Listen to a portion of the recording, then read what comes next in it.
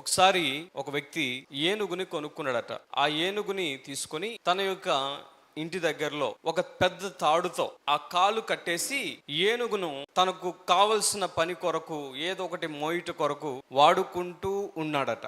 ఏనుగుని పర్చేస్ చేసి ఆ ఏనుగుని, చాలా చిన్నగా ఉన్న ఆ ఏనుగుని తన యొక్క ఇంటిలో ఎటు వెళ్లకుండా, ఎక్కడికి అది పోకుండా, ఖచ్చితంగా ఇంట్లో జంతువులు ఏదో ఒక మేకలో, ఎద్దులో, గొర్రెలో ఉన్న వారికి ఇది బాగా తెలుసు కదా.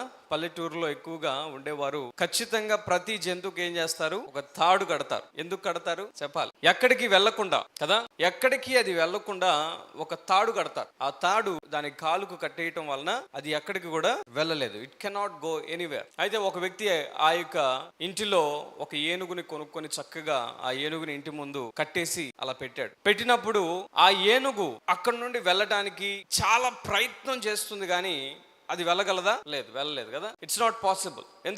ఎందుకంటే టైట్ గా ఆ తాడు కట్టేస్తుంది గనుక ఆ ఏనుగు విడిపించుకోవడం చాలా కష్టం. కారణం ఏంటంటే చాలా చిన్నది గనుక ఆ తాడుని విడిపించుకోవాలి అంటే అది సాధ్యం అవ్వదు. అలాగే ప్రతిరోజు కూడా ఆ వ్యక్తి యజమానుడు ఆ ఏనుగుని కట్టేస్తూ ఉన్నాడు, అది ఎక్కడికి వెళ్ళలేకపోతుంది. అయితే కొన్ని సంవత్సరాలు గడిచిపోయాయి. కొన్ని దినాలు గడిచిన తర్వాత ఆ ఏనుగు అలాగే ఉంటుందా? అలాగే ఉండదు. ఏనుగు చాలా పెద్ద అవుతుంది కదా. ఏనుగు ఎంత సైజులో ఉంటుంది? చాలా పెద్ద సైజులో ఉంటుంది కదా. అంత పెరిగిన తరువాత, ఎదిగిన తరువాత ఆ యొక్క ఏనుగు ఏం చేస్తుంది అంటే అనేక కార్యాలు చేయగలదు. ఎన్నో బలమైన వాటిని కూడా బద్దలు చేయగలదు. ఎంతో దృఢమైన వాటిని కూడా పగలగొట్టగలదు. ఒక్క లెగ్, తన కాలు అలా పెడితే చాలు, అక్కడ ఖచ్చితంగా ధ్వంసం అయిపోతుంది. ఎందుకంటే దానికి ఉన్న అధిక బలము వలన. అయితే ఆ యజమానుడట చిన్న ప్రాయంలో ఏదైతే తాడు కట్టాడో అదే తాడు ఆ యొక్క ఏనుగు ఎంత పెద్దయినా కూడా అదే తాడు కట్టాడట. అయితే చిన్నప్పుడు అదే తాడు కట్టాడు, పెద్దప్పుడు కూడా అదే తాడు కట్టాడు. కానీ ఇప్పుడు ఆ ఏనుగు విడిపించుకోవడానికి అది పెద్ద సమస్యగా ఉంటుందా? ఉండదు. ఎందుకు? ఆ తాడు విడిపించుకోవడం ఏనుగుకి పెద్ద విషయం కాదు. ఎందుకంటే ఇప్పుడు చాలా దృఢంగా ఉంది, పెద్దదైంది, ఎదిగింది. అయితే ఈ టైంలో ఆ తాడుని తెంపడం దానికి పెద్ద విషయం కాదు. అయినా సరే ఆ ఏనుగు ఆ తాడుని తెంపటానికి ప్రయత్నం చేయదు. ఎందుకు చేయదు? ఎందుకంటే అది బాల్యంలో ఉన్నప్పుడు అనేక సంవత్సరాలు ఆ తాడు నుండి విడిపించుకోవడానికి ప్రయత్నం చేసింది, కానీ ఆ యొక్క బౌండరీ నుండి బయటికి రావాలని ప్రయత్నం చేసింది, కానీ అది అవ్వలేదు, అది సాధ్యపడలేదు. అందుకు అది ఎదిగిన తర్వాత కూడా, అది పెరిగిన తర్వాత కూడా, దానికి బలం వచ్చిన తర్వాత కూడా అసలు ఆ తాడును తెంపుకునే ప్రయత్నం చేయదు. కారణం ఏంటంటే మానసికంగా ఒక నిర్ణయానికి వచ్చేసింది. అదేంటి అంటే ఈ తాడు తెగదు, నేను ఇక్కడ ఉండాల్సిందే, నేను ఈ హద్దులో ఉండాల్సిందే, నేను ఈ యొక్క బౌండరీస్ లో బ్రతకవలసిందే, నాకు ఈ టెరిటరీ తప్ప బయటకు వెళ్ళడానికి అవకాశము లేదు అని దానికి బలమున్నా సరే ఆ హద్దును దాటి బయటకు వెళ్ళలేదు ఏనుగు. ఈ రోజున ఎగ్జాక్ట్గా ఇదే విధంగా చాలా మంది ఇక్కడ దేవుని సన్నిధిలో కూర్చున్న మనం కూడా ఉన్నాం. మనకు దేవుడు అధిక బలం ఇచ్చాడు. దేవుడు ఇప్పుడు నీ యొక్క విశ్వాసంలో నిన్ను దృఢంగా చేశాడు, ఆర్థికంగా నిన్ను దృఢపరిచాడు, అనేక విధాలుగా నిన్ను బలపరిచాడు. కానీ నీవు నీ యొక్క గత చరిత్ర నీ జీవితంలో ఏదైతే ఉందో దానిని బట్టి, గత చరిత్రలో ఏదైతే నీ ఓటమి ఉందో, నీ ప్రయత్నాలు ఉన్నాయో ఆ ప్రయత్నాలన్నీ విఫలం అవడం కారణంగా ఇప్పుడు నువ్వు ఆ యొక్క బౌండరీ నుండి బయటకు రాలేకపోతూ ఉన్నాం. మనం చూసాం, గడిచిన ఉపవాస కూడికలో ఒక సిరీస్ ని మనం స్టార్ట్ చేసాం. ఎబ్బేజు ప్రార్థన, ద ప్రేయర్ ఆఫ్ జాబేజ్. ఎబ్బేజు యొక్క ప్రార్థన గురించి మనం ధ్యానం చేస్తూ ఉన్నాం. ఆ యొక్క ఎబ్బేజు ప్రార్థనలో మొదటి ప్రార్థన అంశం నిమిత్తం మనం గత నెలలో ప్రార్థన చేశాం. అయితే ఆ యొక్క ఎబ్బేజు కూడా తన యొక్క చరిత్రను ఏం చేశాడని మనం విన్నాం. ఆ యొక్క చరిత్రను, మునుపు తన జీవితంలో ఉన్న ప్రతిదాన్ని కూడా ఏం చేశాడు, పక్కన పెట్టాడు. తన పేరుకు అర్థం ఏంటి? వేదన కలిగిన తన జీవితాన్ని పక్కన పెట్టి, నలుగురు తనని వేదన అని పిలుస్తున్నప్పటికీ తన చరిత్రను పక్కన పెట్టి ఎబ్బేజు ఏం చేశాడంటే దేవుని దగ్గరకు వచ్చి కొన్ని ప్రార్థన అంశాల నిమిత్తం ప్రార్థన చేశాడు. అయితే ఎబ్బేజు ప్రార్థనను మనం ఎందుకు ధ్యానం చేస్తున్నామంటే ఎబ్బేజు చేసిన ప్రార్థన అంశములన్నిటినీ కూడా దేవాతి దేవుడు విన్నాడు. దేవునికి మహిమ కలుగును గాక. హల్లెలూయా. ఎబ్బేజు చేసిన ప్రార్థన చాలా శక్తివంతమైన ప్రార్థన. అయితే గడిచిన నెలలో ఆయన చేసిన ప్రార్థనలోని మొదటి ప్రార్థన అంశం నిమిత్తం మనం ప్రార్థన చేశాం. అదేంటో చెప్పండి. నిశ్చయముగా నీవు నన్ను ఆశీర్వదించాలి. Certainly you must bless me. ఖచ్చితంగా, నిశ్చయముగా నీవు నన్ను ఆశీర్వదించాలి అని మనం ప్రార్థన చేశాం. ఖచ్చితంగా గడిచిన నెలలో దేవుని యొక్క ఆశీర్వాదమును నీ జీవితంలో చూస్తుండొచ్చు. అయితే ఈ రోజున పార్ట్ 2, రెండవ భాగం, ఆయన ప్రార్థనలోని రెండవ భాగం గురించి ఈ సమయంలో మనం దేవుని యొక్క వాక్యాన్ని వినబోతున్నాం. The prayer of Jabez part 2. మొదటి దినవృత్తాంతములు 4వ అధ్యాయం 9-10 వచనాలు దయచేసి ఎవరైనా మైక్లో చదివి సహాయం చేయవలసిందిగా మనం చేస్తున్నాను. తన సహోదరుల కంటే ఘనము పొందిన వాడై ఉండెను, వేదన పడి ఇతనిని కంటినని అతని తల్లి అతనికి ఎబ్బేజు అని పేరు పెట్టెను. ఎబ్బేజు ఇశ్రాయేలీయుల దేవుని గూర్చి మొరపెట్టి నీవు నన్ను నిశ్చయముగా ఆశీర్వదించి నా సరిహద్దులను విశాలపరచి. చాలు. మొదటి వాక్య భాగము మనం విన్నాం. దానిలో నిశ్చయముగా నీవు నన్ను ఆశీర్వదించాలి అని ఎబ్బేజు చేసిన ప్రార్థనను బట్టి మనం కూడా దేవుని ఆ ప్రార్థన అంశమును అడిగాం. ఈరోజు రెండవదిగా మనం దేవుని సన్నిధిలో ఈ నెలలో ప్రార్థన చేయవలసిన అంశం ఏంటి అని అంటే, ఎబ్బేజు చేస్తున్న ప్రార్థన, నా సరిహద్దును విశాలపరచు. Expand my boundary, enlarge my territory. నా సరిహద్దును విశాలపరచు, నా సరిహద్దును విశాలపరచు అని ప్రార్థన చేస్తున్నాడు. ఈ సమయంలో నీ పక్కనున్న వారి వైపు తిరిగి, ఈరోజు నీ ప్రార్థన అంశం నీ సరిహద్దు విశాలపరచబడాలి అని చెప్పండి. మనం చూస్తే సరిహద్దు అనేది మన జీవితంలో అనేక సందర్భాల్లో మనం చూస్తూ ఉంటాం. ఒకవేళ మీకు దేవుడు ఏదైనా స్థలం ఇస్తే, ఏదైనా ల్యాండ్ మీరు తీసుకుంటే, ఖచ్చితంగా ఎవరు నీ ల్యాండ్ లోకి రాకుండా, ఎవరు కూడా నీ స్థలాన్ని వారు చేజిక్కించుకోకుండా నువ్వేం చేస్తావు? ఆ స్థలానికి సరిహద్దు పెడతావు. అవునా? బౌండరీ పెడతావు, ఫెన్సింగ్ పెడతారు కదా. ఎందుకు?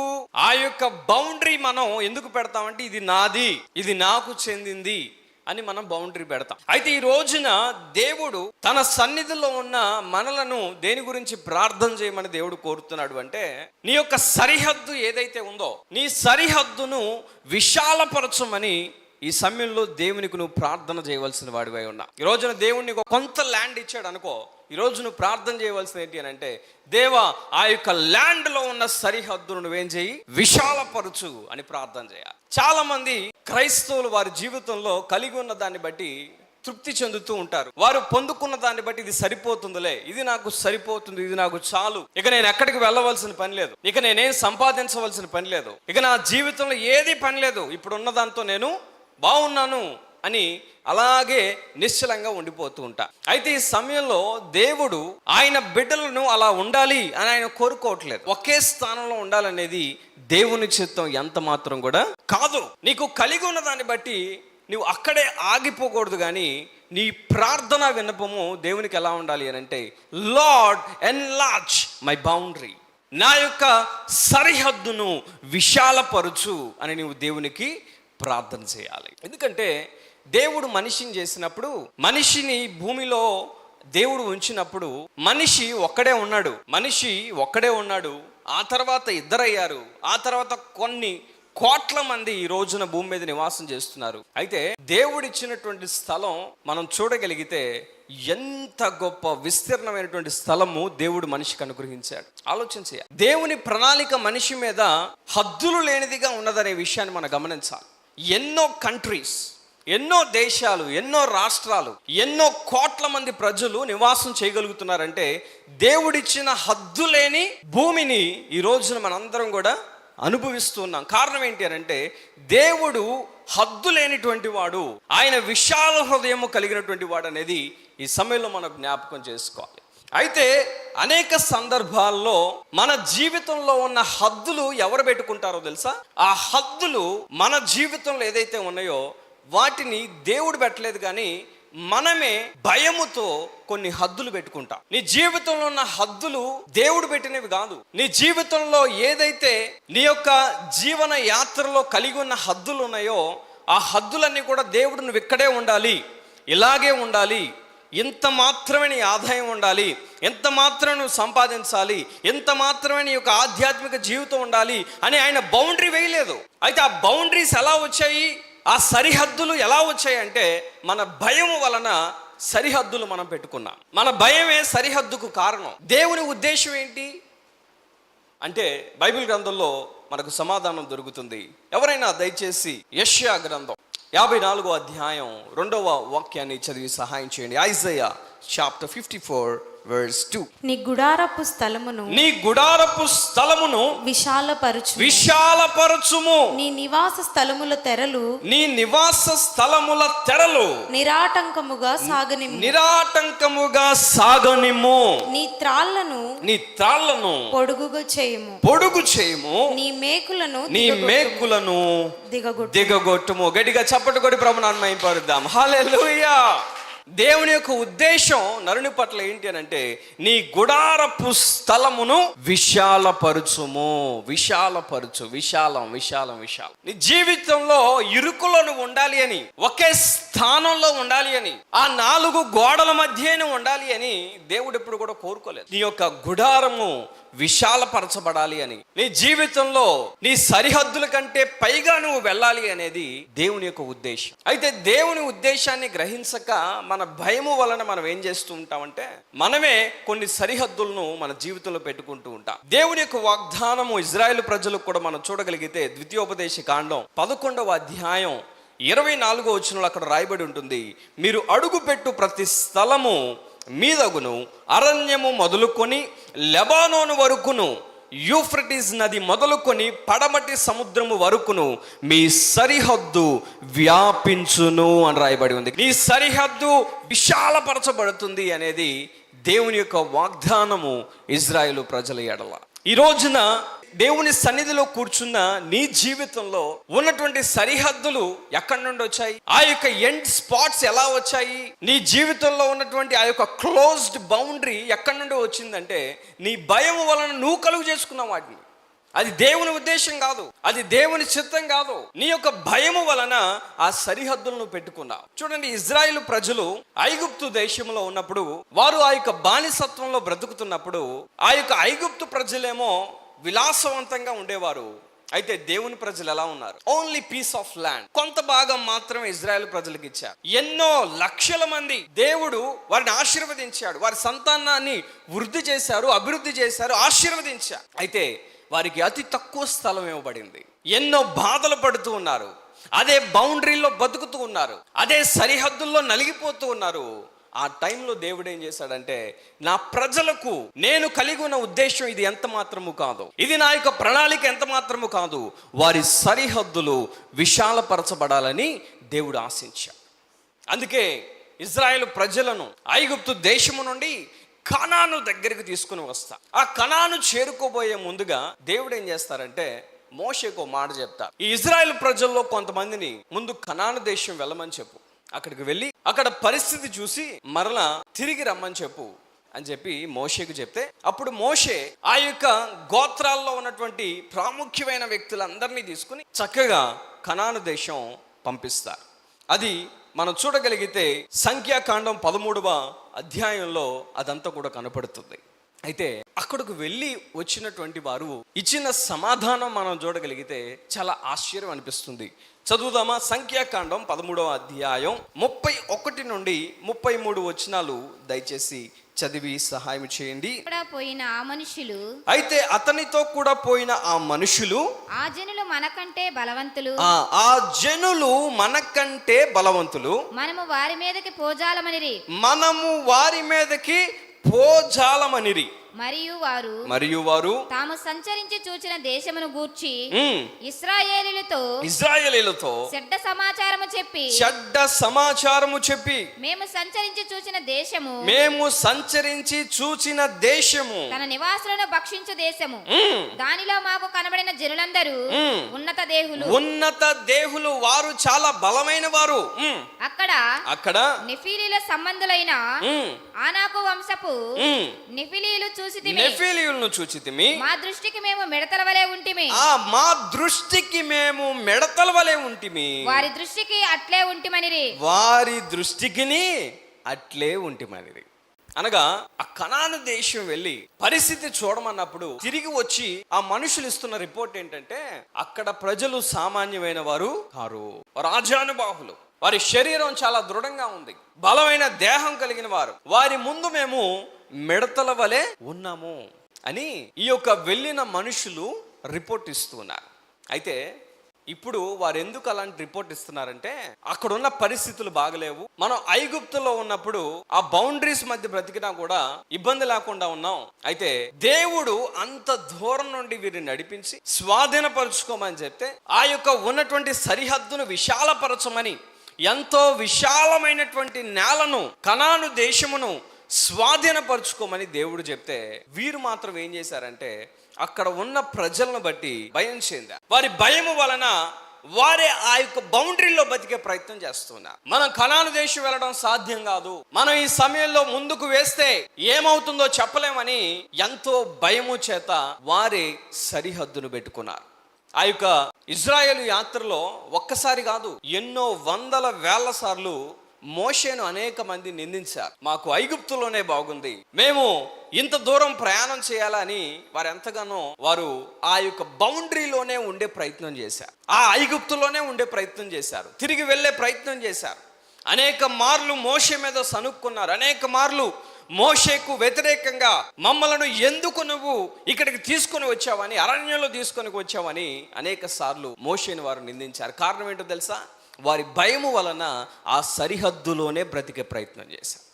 నీ జీవితంలో ఎప్పుడైతే భయం ఉంటుందో, నీ జీవితంలో ఎప్పుడైతే ఫియర్ ఉంటుందో, ఆ యొక్క విశాలమైనటువంటి ప్రాంతానికి నువ్వు ఎప్పటికీ చేరుకోలేవు. నీ యొక్క సరిహద్దుల్లోనే బ్రతికే ప్రయత్నం నువ్వు చేస్తావు. నీ సరిహద్దు నుండి ఎప్పుడు కూడా నువ్వు బయటికి రాలేవు. నీ సరిహద్దు నుండి ఎప్పుడు కూడా నువ్వు విశాలమైనటువంటి ప్రాంతానికి రావడానికి అవకాశము ఉండదు. మన జీవితంలో అనేక సార్లు ఈ భయము చేతనే ఆ సరిహద్దులను మనం దాటలేకపోతూ ఉన్నాం. ఈ రోజున దేవుడు మనకు ఇచ్చినటువంటి ఆత్మ ఎటువంటిదంటే, బైబిల్ గ్రంథంలోనే ఒక మాట ఉంటుంది, 2 తిమోతి 1:7 దేవుడు మనకు శక్తియు ప్రేమయు ఇంద్రియ నిగ్రహమును గల ఆత్మనే ఇచ్చిన గాని పిరికితనము కలిగిన ఆత్మను ఇవ్వలేదు. ఎలాంటి ఆత్మ ఇచ్చాడు దేవుడు? శక్తి కలిగిన ఆత్మ ఇచ్చాడు దేవుడు మనకి. పిరికితనమైన ఆత్మను దేవుడు మనకి ఇవ్వలేదు. ఎందుకు ఈరోజు నీ యొక్క జీవితంలో ఆ సరిహద్దులు ఉన్నాయంటే కారణం నీ భయం వల్ల.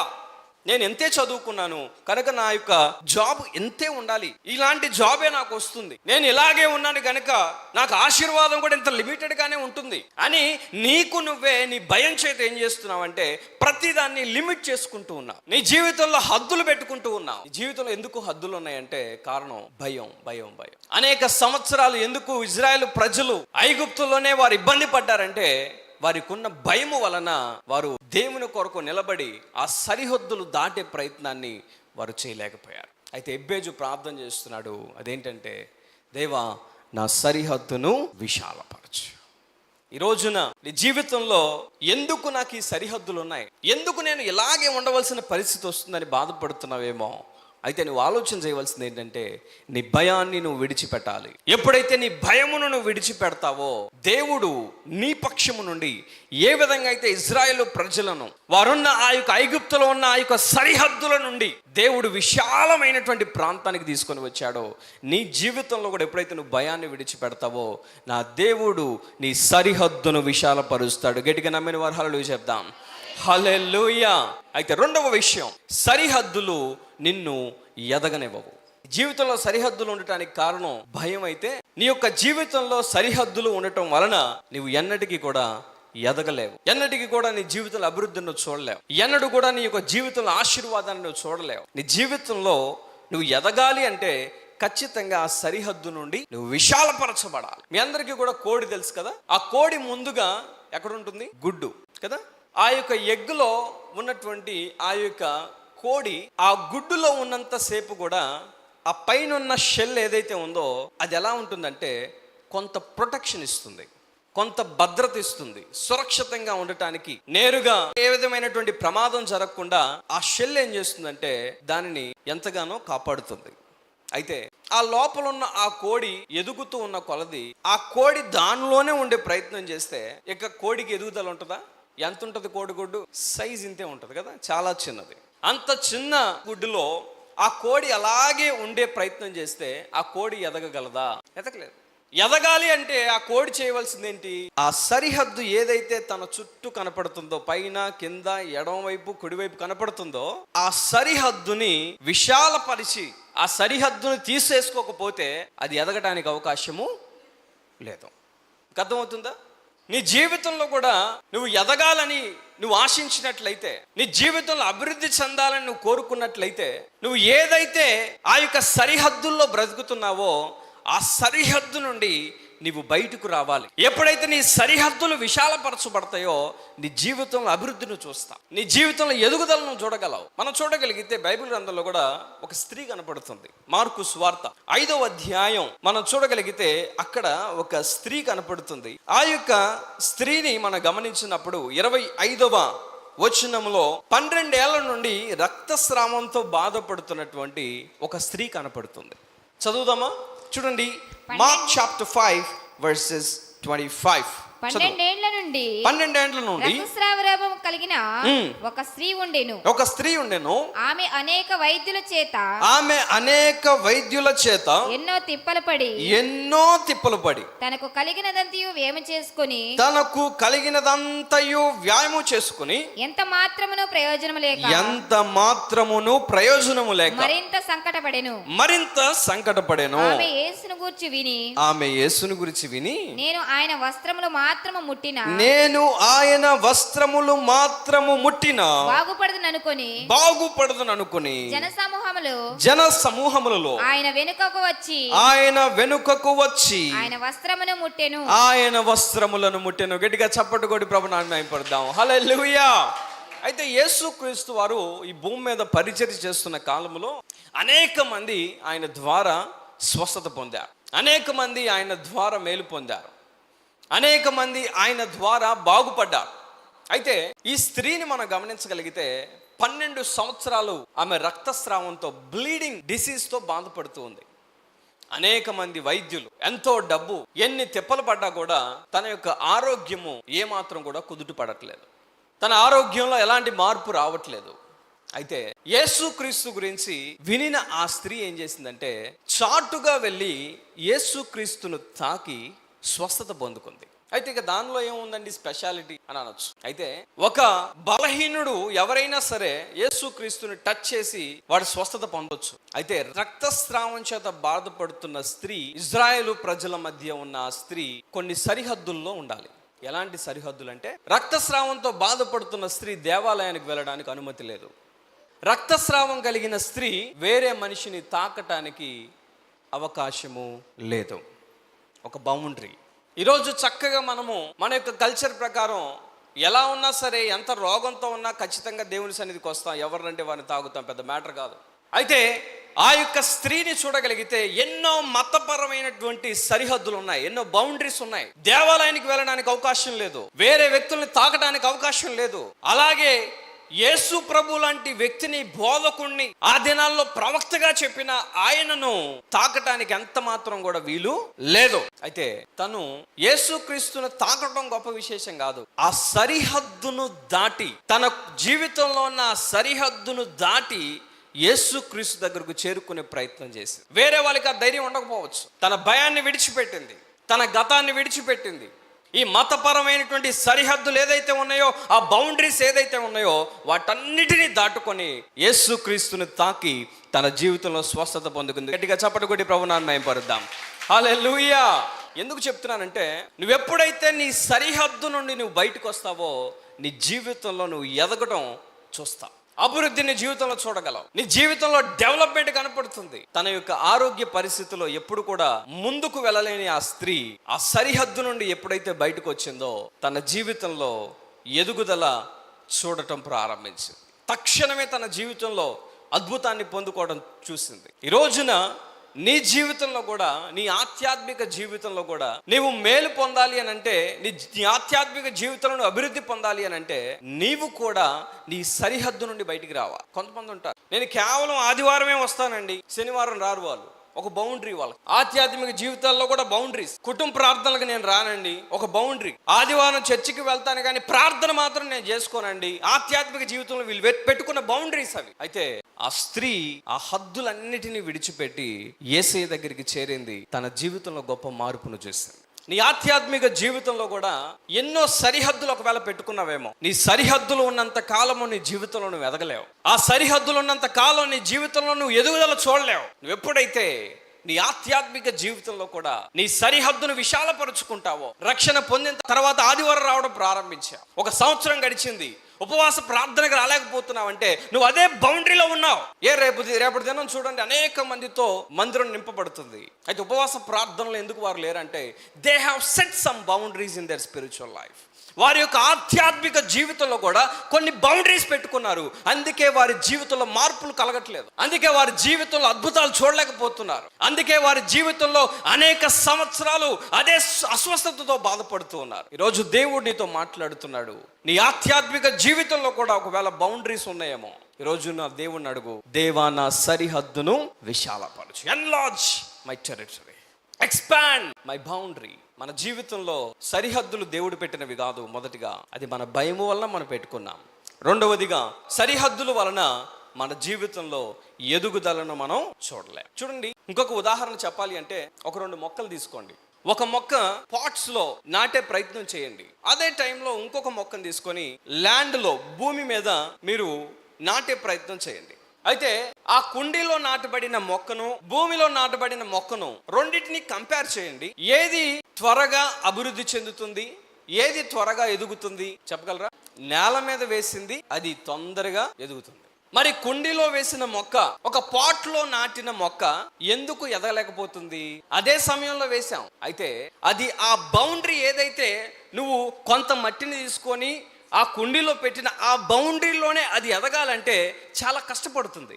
ఎదగడం చాలా స్లో అవుతుంది. ఆ డెవలప్మెంట్ ప్రాసెస్ చాలా లో అవుతుంది. అందుకే ఆ యొక్క మొక్క ఎదగడంలో ఎక్కువ మార్పు మనం చూడలేం. అదే భూమి మీద నాటితే ఎంతో విశాలత, హద్దులేమి లేవు, నో బౌండరీస్. అప్పుడు ఆ మొక్క ఎంతో ఫాస్ట్గా ఎదుగుతుంది.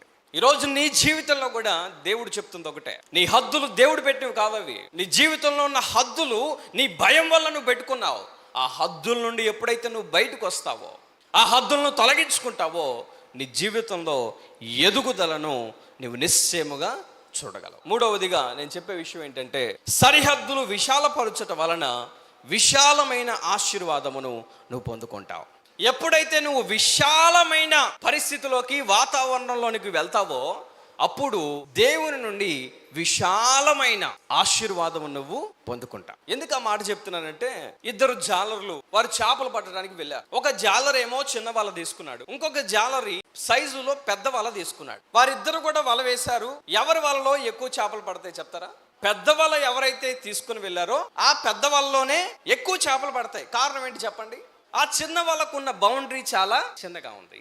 అదే పెద్ద వలలో తీసుకుంటే బౌండరీ చాలా పెద్దగా ఉంది కనుక ఆ చేపలు ఎక్కువ పడటానికి అవకాశము ఉన్నది. నీ ఆధ్యాత్మిక జీవితంలో కూడా దేవుడు నీకు ఇచ్చిన ఈ జీవితంలో నీవు ఇదే బౌండరీలో ఉండే ప్రయత్నం చేస్తే దేవుని ఆశీర్వాదాలు కూడా ఇరుకు ఆశీర్వాదాలు అవుతాయి. ఎప్పుడైతే నీవు ఆ సరిహద్దును విశాలపరుచుకుంటావో, ఎప్పుడైతే ఆ సరిహద్దును ఎన్లార్జ్ చేసుకుంటావో, దేవుని దగ్గర నుండి వచ్చే ఆశీర్వాదం కూడా విశాలమైన ఆశీర్వాదము నువ్వు చూస్తావు. గట్టిగా చప్పటి కొట్టి ప్రభువుని మహిమపరచండి.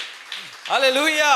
ఎందుకు సరిహద్దును విశాలపరచుకోవడం ఇంపార్టెంట్ అంటే, నీ సరిహద్దును విశాలపరుచుకున్నప్పుడే దేవుని ఆశీర్వాదమును నువ్వు అధికముగా చూడగలవు. గడిచిన నెలలో ఆశీర్వాదం కోసం ప్రార్థన చేశావు. ఈ యొక్క నెలలో నీ యొక్క సరిహద్దును విశాలపరచమని ప్రార్థన చేసినప్పుడు దేవుని ఆశీర్వాదం ఆల్రెడీ ప్రాసెస్లో ఉన్నాయి. ఆల్రెడీ నీకు కొన్ని రీచ్ అయిపోయాయి, కొన్ని దారిలో ఉన్నాయి. అయితే దారిలో ఉన్న క్రమంలో నువ్వు గనక నీ యొక్క సరిహద్దును విశాలపరుచుకున్నావు అనుకో, దేవుని దగ్గర ఉండే ఆశీర్వాదాలు కూడా ఎలా వస్తాయి? విశాలముగా దేవుని ఆశీర్వాదాలు నువ్వు నిశ్చయంగా చూస్తావు. అందుకే దేవాతి దేవుడు అబ్రహామును పిలుచుకున్నప్పుడు అబ్రహాముతో ఆయన తన యొక్క ఆశీర్వాదము గురించి చెప్పేటప్పుడు ఆయన చేసినటువంటి క్రియలు ఎలా ఉంటాయంటే, ఉదాహరణకు ఒకటి చదువుదాం చూడండి. ఆదికాండం 13వ అధ్యాయం 14-15 వచనాలు దయచేసి ఎవరన్నా చదివి సహాయం చేయండి. లోతు అబ్రహామును విడిచిపోయిన తరువాత యెహోవా ఇదిగో నీ కన్నులెత్తి నీవు ఉన్న చోటు నుండి ఉత్తరపు తట్టు, దేవుడు అంటున్నాడు అబ్రహాముతో, ఉత్తరము తట్టు, దక్షిణపు తట్టు, తూర్పు తట్టు, పడమర తట్టును చూడుము. ఎందుకనగా నీవు చూచుచున్న ఈ దేశమంతటిని నీకును నీ సంతానమునకును సదాకాలము ఇచ్చేదను. గట్టిగా చప్పట్లు కొట్టి ప్రభువుని మహిమపరచండి. హల్లెలూయా. దేవుడు అబ్రహాముతో ఏమన్నాడంటే, ఇదిగో ఒకసారి రైట్ సైడ్ చూశాడు, లెఫ్ట్ సైడ్ చూశాడు, అన్ని దిక్కులు ఒకసారి చూడమన్నాడు, చూశారు. నీకు ఎంతైతే కనపడుతుందో, నీ కంటికి ఎంతైతే కనపడుతుందో అదిగో అదంతా నీకే అన్నాడు. దేవుడు అడగొచ్చు ఏమని, అబ్రహాము నీకు ఎన్ని సెంట్లు భూమి కావాలంటే, బహుశా దేవుడు ఎక్కువ ఆశిస్తే ఏమనుకుంటాడు, ఒక 5 సెంట్లు ఇవ్వు ప్రభువా అనొచ్చు. లిమిటేషన్ అనమాట, బౌండరీ. ఒక 10 సెంట్లు లేదా 1 ఎకరం, అలా కాదు. నువ్వు చూడు, నీ కంటితో నువ్వు చూడు, ప్రతి దిక్కు చూడు, నార్త్, ఈస్ట్, వెస్ట్, సౌత్, అన్ని దిక్కుల్లో నువ్వు చూడు, నీకు కనపడుతుందా? అంతా కనపడుతుంది చుట్టూ. దేవుడు అన్నాడు, all that you see is yours. నువ్వేదైతే చూస్తున్నావో నీ కంటితో అదంతా కూడా నీకే అన్నాడు. గట్టిగా చప్పట్లు కొట్టి ప్రభువుని భయపరచ. ఎందుకంటే దేవుడు నీ జీవితంలో ఇవ్వాలనుకునే ఆశీర్వాదాలు ఒక బౌండరీస్ లో ఉండాలని, ఒక హద్దుల్లోనే ఉండాలని ఆయన ఎప్పటికీ కోరుకోడు. అందుకే అబ్రహాముతోనే దేవుడు అంటాడు, ఒకసారి పైకి చూడమంటాడు. పైకి చూస్తే అనేక నక్షత్రాలు కనపడుతున్నాయి. అయితే ఆ నక్షత్రాలు ఎలా అయితే ఉన్నాయో నీ యొక్క సంతానము కూడా అలాగ నేను ఆశీర్వదిస్తానని దేవుడు చెప్పాడు. గట్టిగా చప్పట్లు కొట్టి మహిమపరచండి. కారణం ఏంటి చెప్పండి? దాని అర్థం, దేవుడు మన ఎడల కలిగి ఉన్న ప్రణాళిక ఎలాంటిదంటే విశాలమైన ఆశీర్వాదం. It's beyond our thinking. మనం ఆలోచించే దానికంటే, మనం ఊహించిన దానికంటే కూడా దేవుడు అత్యధికంగా ఆశీర్వదించాలని కోరుకునేటువంటి దేవుడు. అందుకే అబ్రహాము జీవితంలో ఎలాంటి బౌండరీస్ లేవు. ఎక్కడైతే ఊరు అనే ప్రాంతంలో ఉన్నాడో అక్కడ బౌండరీస్ లో బ్రతికాడు, కొన్ని సరిహద్దుల్లో బ్రతికాడు. కానీ దేవుడు అన్నాడు, నేను విశాలమైన ప్రాంతానికి తీసుకొస్తున్నాను. ఆ విశాలమైన ప్రాంతానికి వచ్చాడు, ఆ సరిహద్దును విడిచిపెట్టాడు. దేవుని ఆశీర్వాదము నిజముగా తన కంటితో చూసినట్లు ప్రతిదాన్ని స్వాధీనపరుచుకున్నాడు. పైకి చూసినట్లు నక్షత్రము వలె ఆయన యొక్క సంతానమును ఆ విధంగా ఒక లిమిటేషన్ లేకుండా, ఒక హద్దులు లేకుండా దేవుడు విశాలమైన ఆశీర్వాదమును అబ్రహాము జీవితంలో అనుగ్రహించారు. ఈ రోజున మూడవదిగా దేవునికి చెప్తున్న మాట అదే, నీ యొక్క సరిహద్దులను విశాలపరుచుకో, విశాలమైన దేవుని ఆశీర్వాదము నీ జీవితంలో చూడబోతున్నావు. మనం చూడగలిగితే బైబిల్ గ్రంథంలో ఒక మాట ఉంటుంది, మీకా 7వ అధ్యాయం 11వ వచనంలో. అక్కడేం రాయబడి ఉంటుందంటే, నీ గోడలు మరలా కట్టించు దినము వచ్చుచున్నది. Again you are going to build your walls. అప్పుడు నీ సరిహద్దు విశాలపరచబడును. హల్లెలూయా.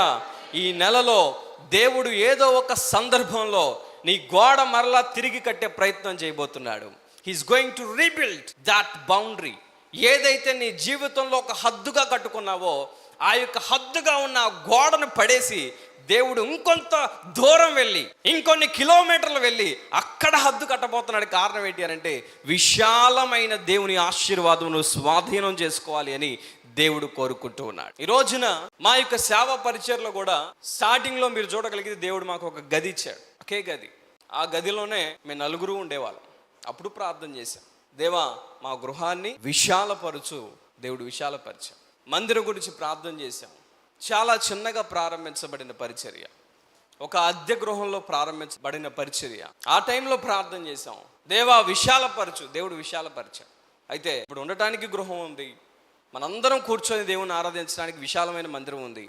అయితే ఇప్పుడు కూడా మీరు ప్రార్థన చేస్తారంటే, ఇప్పుడు కూడా ఆగలా ప్రార్థన, ఇప్పుడు ఆగలా, ఇప్పటికీ ప్రార్థన చేస్తున్నాను నేనైతే, దేవా నా సరిహద్దును విశాలపరుచు అని ప్రార్థన చేస్తూనే ఉన్నాను ఇప్పుడు కూడా. ఎందుకంటే దేవుని పిల్లలకు ఎన్నడూ హద్దులు ఉండడానికి అవకాశము లేదు. ఈ రోజున యెబెజు తన జీవితంలో ఎంత శక్తివంతమైన ప్రార్థన చేశాడు. ఎంతో పవర్ఫుల్ ప్రేయర్ పాయింట్ దేవుని ముందు పెట్టాడు. అదేంటంటే, దేవా నా సరిహద్దును విశాలపరచు. అయితే ఈ సరిహద్దు విశాలపరచబడాలంటే నువ్వు ఎంత ప్రయత్నం చేసినా అది విశాలపరచబడదు. అయితే ఎబ్బేజు వలె ఇజ్రాయేలు దేవుని దగ్గరికి వచ్చి నువ్వు మొరపెట్టగలిగితే, నువ్వు ప్రార్థన చేయగలిగితే, ఆయనకు నువ్వు విన్నపం చేసుకోగలిగితే నీ సరిహద్దును విశాలపరచగలిగినటువంటి వ్యక్తి ఒకరే. అది నీవు ఆరాధిస్తున్న దేవునికి మాత్రమే సాధ్యం. ఈ రోజున దేవుని సన్నిధిలో ఉన్నావు, నువ్వు కలిగి ఉన్న దాన్ని బట్టి ఇక నేను ఎదగవలసిన పని లేదులే, విశాలపరచబడవలసిన పని లేదులే అనుకుంటున్నావేమో. ఈ రోజున దేవుని సన్నిధిలో ఉన్నావు. ఈ ఏప్రిల్ నెలలో నీ ప్రార్థన వినపం ఒకటే. ఈ రోజు మాత్రమే కాదు, ప్రతి దినము నీ యొక్క ప్రార్థనలో నువ్వు పెట్టవలసిన అంశం ఇది. అదేంటి అని అంటే, దేవా నా సరిహద్దును విశాలపరచు, నా చదువులో ఉన్న సరిహద్దును విశాలపరచు, నా ఆధ్యాత్మిక జీవితంలో ఉన్న సరిహద్దును విశాలపరచు, నా యొక్క ఆరోగ్యంలో ఉన్నటువంటి సరిహద్దును విశాలపరచు, నా గృహం యొక్క సరిహద్దును విశాలపరచు, నా సంఘం యొక్క సరిహద్దును విశాలపరచు, నా ఆర్థిక స్థితిలో ఉన్న సరిహద్దును నువ్వు విశాలపరచు అని ప్రార్థన చేయి. విశాలమైన దేవుని యొక్క హృదయం నుండి విశాలమైనటువంటి ఆశీర్వాదం చూడబోతున్నావు.